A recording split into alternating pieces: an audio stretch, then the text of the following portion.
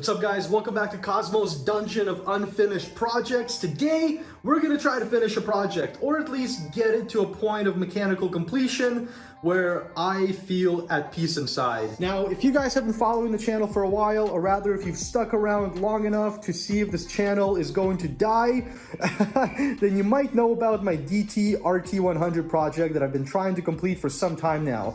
So a while back, I bought a DT100 for like 250 bucks. It was running and riding, but it was rough. The frame was bent, the forks were completely pitted and rotted and beyond saving. So I decided to buy an RT100 to swap all the suspension over onto it and even chop the frame where the cradle is, the engine cradle, and swap it over to my DT100 because lo and behold, they're actually the same dimensions and same everything.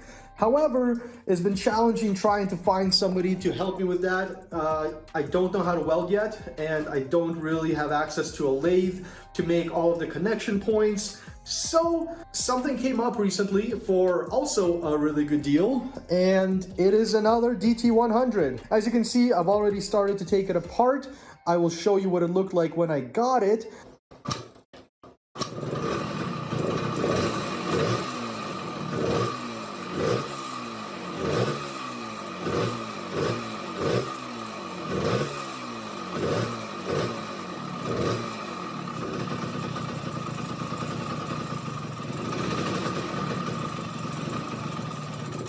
The idea is to use this frame, which is in much better condition than my frame, and do what I wanted to do many years ago. I'm not going to swap the RT engine in right away. The RT engine does need a lot of work, but I am going to keep disassembling this DT100 so I can swap all the RT100 parts onto it. Now, I'm not going to cut this thing up, but put it in the comments below. Do you guys think that this reservoir, this gas reservoir, is actually connected to the shock? Or is this just a solid casting? Something tells me the Amazon special is not what it seems to be. Well, 5 sweat buckets later, and this thing is disassembled, the engine is out. Roscoe helped quite a bit actually. Actually, he was sleeping, so you know, thanks buddy, I appreciate your help so much. By the way, you're not getting paid this week. One thing that I found that is kind of making me stroke out is the shift shaft is extremely loose. So I gotta figure that out. Kind of a bummer, but it is what it is. I'm going to take some of the small accessories off the frame. Man, this place is such a mess. What the hell? The seat latch, the pegs, and then I'll straighten out some brackets because guess what? This frame is also bent, just like mine, except not as bad. But good old vintage stuff. You can't really see from here, but that's okay. I'm hot, I'm hungry, I'm thirsty. And I think I'm gonna go and take care of all that. I'll see you guys when I'm painting the frame. It's coming along pretty well. I'm using this super clean stuff, which is doing a pretty good job. I'd say a super clean job. Just gotta get at all the nooks and crannies where all the dirt has been collecting for over 40 years. The more you look at these frames, the more you realize how kind of, not half-assed, but you know, yeah, I guess half-assed the construction is. This mount here has like some weird jagged edges, so I'm gonna get rid of those. This one doesn't have that. There's also like welding wire. Where is it? Yeah, there's like, I'm pretty sure that's welding wire. And that's in a bunch of places, but it's coming along okay. There we go. Got that jagged edge cleaned up with a Dremel. I think I am gonna take this to a car wash.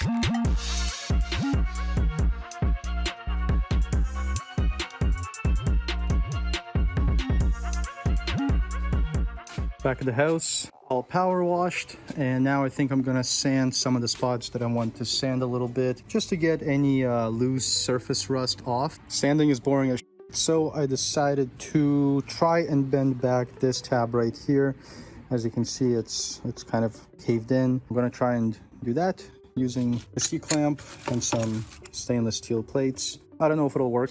I'll probably heat it up a little bit and see if I can get it back to more or less square shape. The mosquitoes just realized that I'm out here. I mean, I got this kind of straight. Maybe I'll sand it a bit more inside the garage. The mosquitoes are kind of gone, so I sanded more of the frame.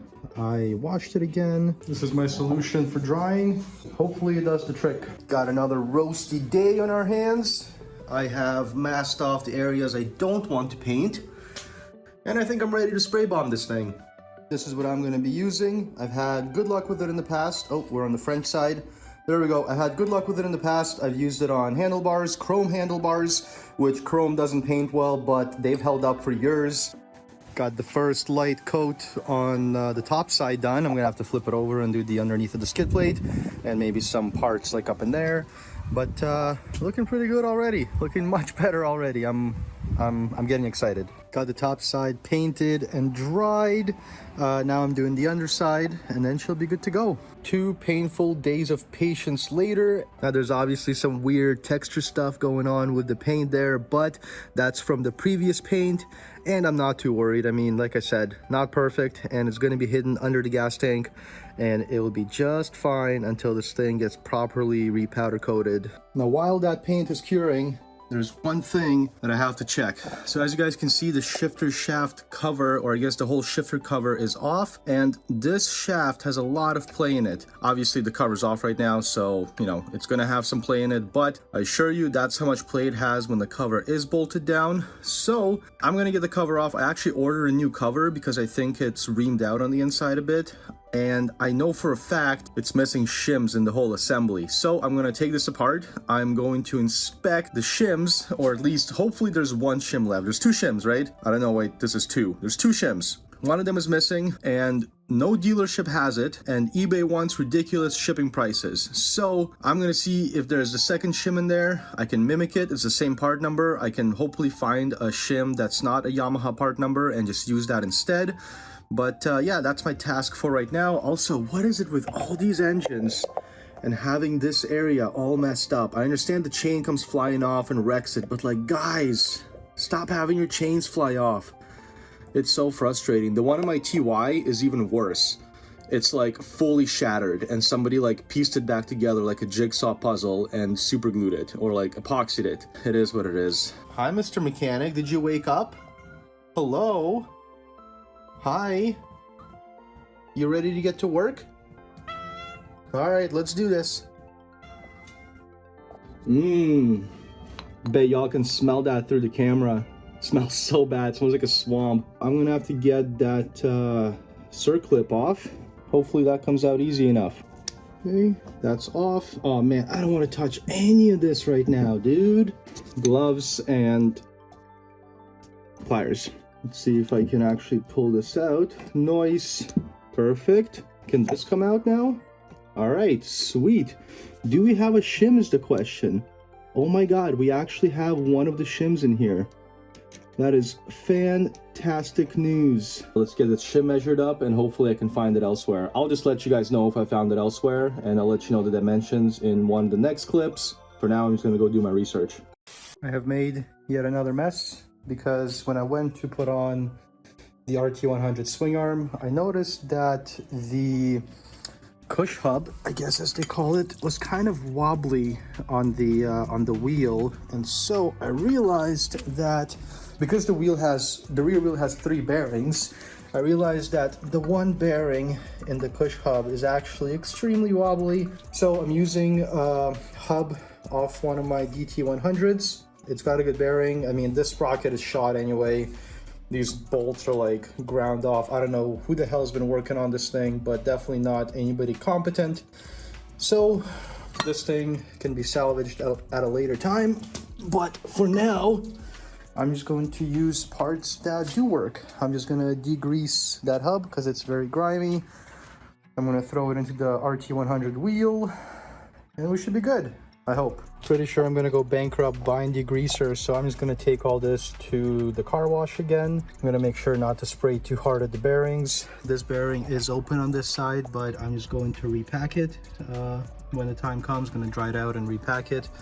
And yeah, that's my course of action right now. Sorry guys, got kind of carried away with I don't know, with life, man. I got this cleaned up. I feel like I wasted a bunch of money at the car wash because I came home and I actually scrubbed it down with a toothbrush and some degreaser and it worked out quite well. Here, let me see if I can show you without getting my phone dirty. It's a lot cleaner now. I haven't taken the sprocket off yet because it's hard to take it off when it's not on the hub. But I'm repacking the bearing with grease now.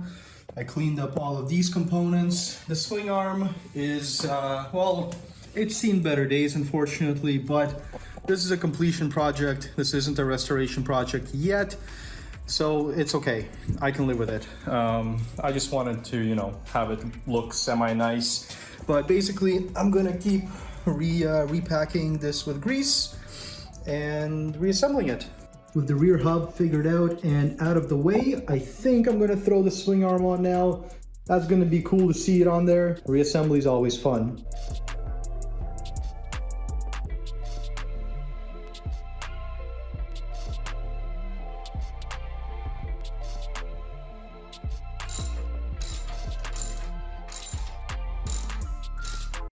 I forgot something. Here we go. Got this little rubber piece, which will hopefully save the swing arm a little bit from being ground down by the chain. I don't know if this is from this bike or not. It honestly may not be. It's definitely from like a DT175, but this bike doesn't have this. Now it will, and it'll be better. Looking good. I think before I put the rear wheel on, I'm going to throw the front forks on. For that though, I need to clean some parts. These guys right here, all the ball bearings and all these other components. So I'm gonna go do that. All of the parts are clean, all the ball bearings are accounted for. This is gonna be a little hectic. I'm just gonna send it. And just like that, she's got a front end again, sort of. Got to put on the top triple. I didn't film it, I just sent it like I said because I did not want to lose any balls. I had to like hold the frame while I was putting that in. It's tough with one person, okay? I'm not complaining, I'm just stating facts. It's a little bit more challenging. But everything feels smooth. I'm gonna lock it down. I'm gonna put on the the top triple, oh my goodness. And put the handlebars on, just to kind of, you know, make it look a little bit more complete. Oh man, never thought this day would come. The DT100, well, a DT100 finally has my RT100 suspension swap.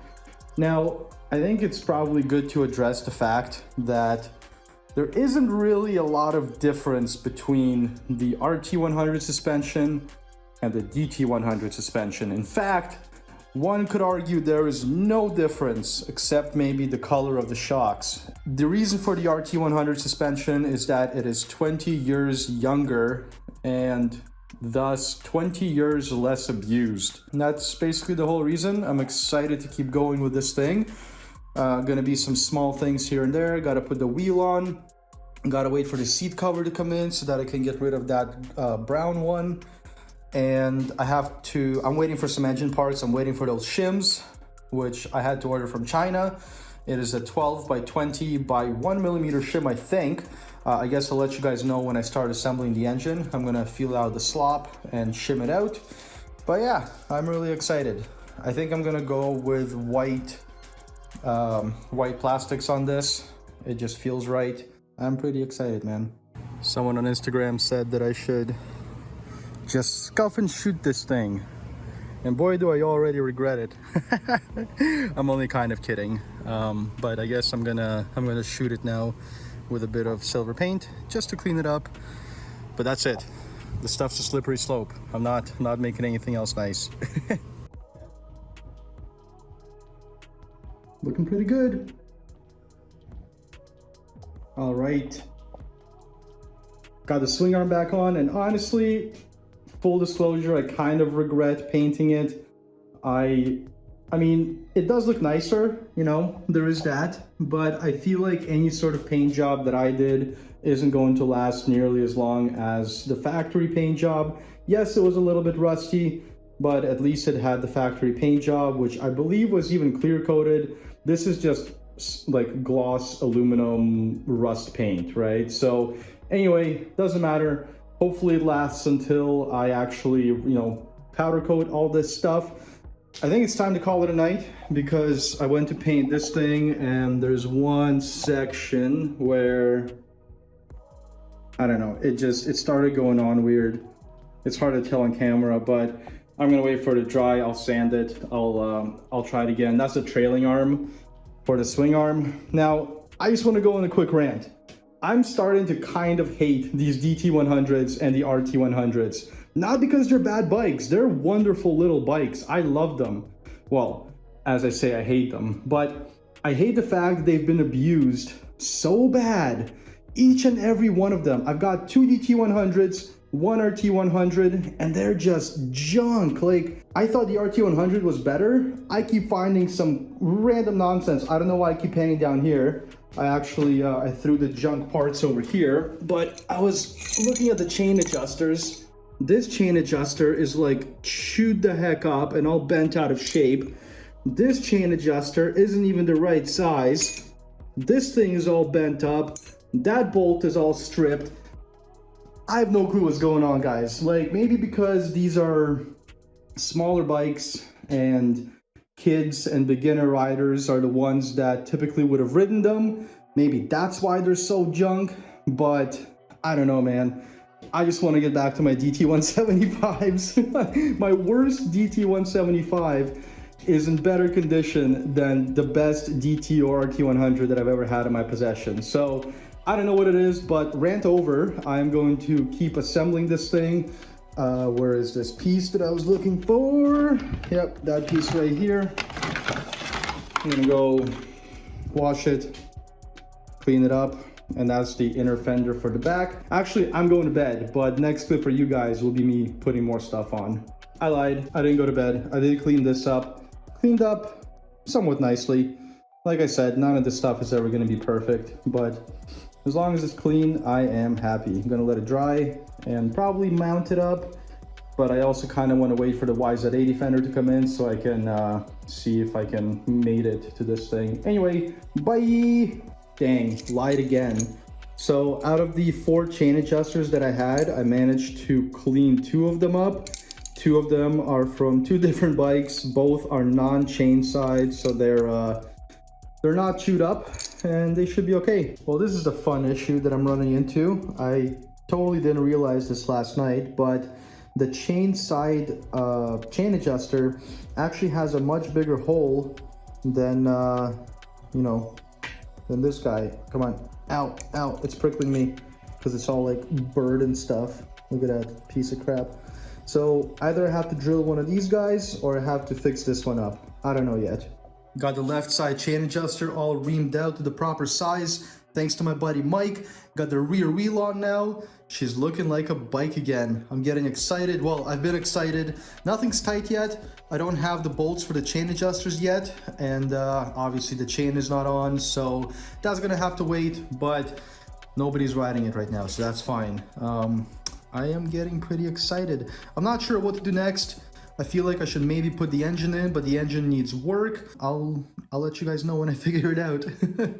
All right, we're back. I took a bit of a hiatus on this thing. I had to get some stuff done. I think I need to rethread the chain tensioners, so let's do that.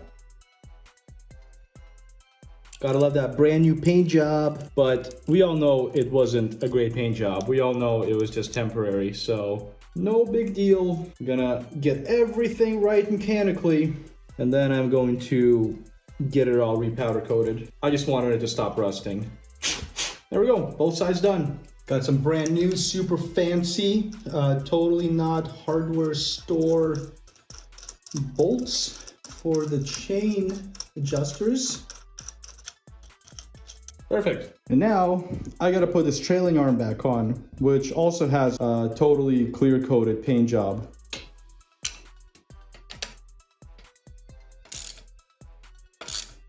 I think this wheel might need some truing. I am sweating buckets. So unfortunately the wheel kind of interferes, or I guess the tire sort of interferes with the, here, let's bring it closer. With the trailing arm there, as you can see, it's hitting right now. However, the wheel is not actually locked. So hopefully when it's all locked in straight, because there, I moved it a little bit and now we're fine. Now it's clearing by like 1 millimeter. So I don't know what the heck's going on, but do I care? Not really. I just want to get this thing together and check that way, because nothing's tight right now. And once it's tight, things might be different. So stay tuned. Did I mess up or are we good?